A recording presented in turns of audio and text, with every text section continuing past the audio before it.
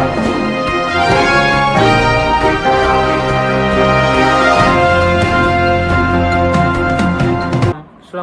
dan selamat sejahtera di berita utama pada hari ini.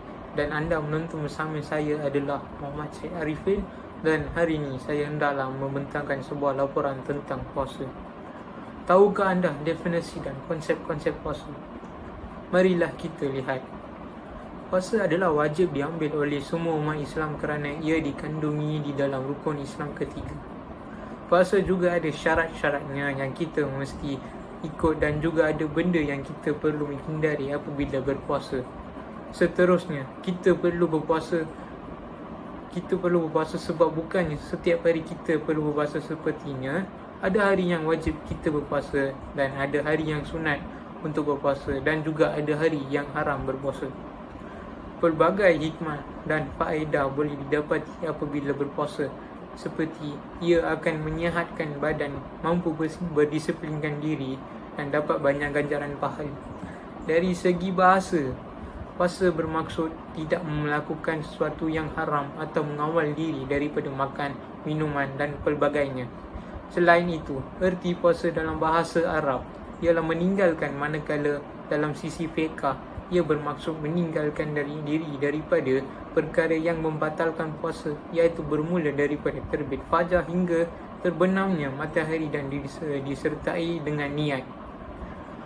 Antara faedah dan hikmat berpuasa, ia melatihkan diri untuk memiliki kesabaran, kerana kesabaran adalah sebahagian dari iman dan sifat mulia. Kemudian itu, puasa mengandungi pelbagai jenis, dan yang pertama adalah puasa wajib, iaitu puasa Ramadan, puasa nazar dan puasa kafarah, dan puasa sunat pula adalah puasa yang sangat digalakkan. Sekiranya orang yang melakukannya, mereka akan mendapat banyak pahala. Untuk syarat sah puasa pula ada 4, iaitu Islam, akil baligh, akal yang sihat dan kebermampuan. Justru itu, syarat sah puasa pula ialah Islam mumayyiz, bersih daripada najis seperti pendarahan haid dan berpuasa pada masa yang tertentu. Selepas itu, puasa boleh dibatalkan jika seseorang melakukan benda yang tidak perlu buat apabila berpuasa, seperti makan dan minum dengan sengaja, muntah dengan sengaja dan bersetubuh masa puasa. Selain itu, qada puasa difahami sebagai menggantikan atau membayar semula puasa wajib yang telah ditinggalkan atau dilupus secara tidak sengaja atau sengaja. Mana untuk puasa Ramadan, puasa kafarah dan puasa nazar ialah diwajibkan untuk qada puasa kerana ia dikandungi untuk melakukan ibadat puasa.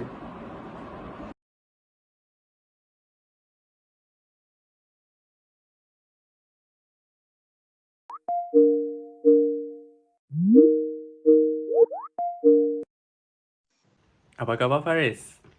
Khabar baik. Tengah buat apa tu? Tak buat apa pun. Tengah buat assignment je. Nak buat apa kan?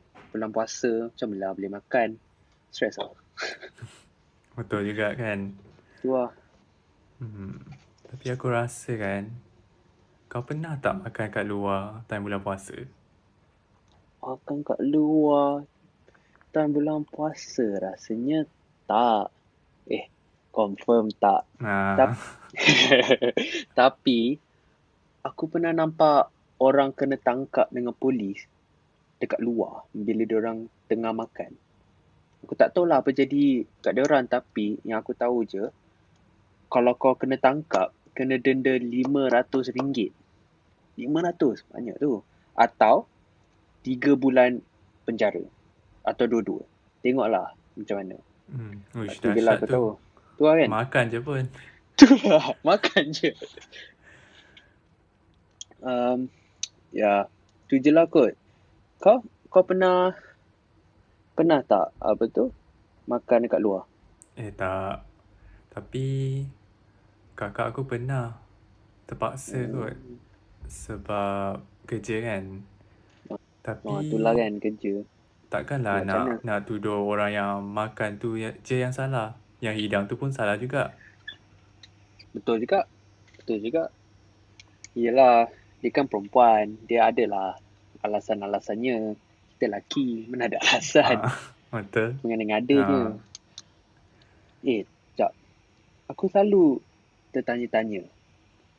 Kalau kau korek hidung atau hidung kau darah, batal tak puasa? Apa pendapat kau? Aku pun tanya-tanya juga. Sebab kawan aku semua cakap benda-benda lain.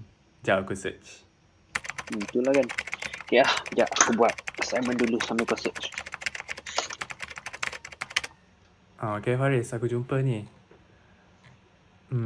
Kalau korek hidung tak batal puasa. Sebab rongga hidung dia start dari batang hidung sini. So kat luar-luar tu tak kira rongga lagi, so tak batal. Oh, jadi beli korek hidung like macam tu lah kan. Sampai kosong dalam tu. Tu lah. Habis kalau hidung darah? Hidung berdarah pun tak batal sebab darah tu keluar, bukan masuk.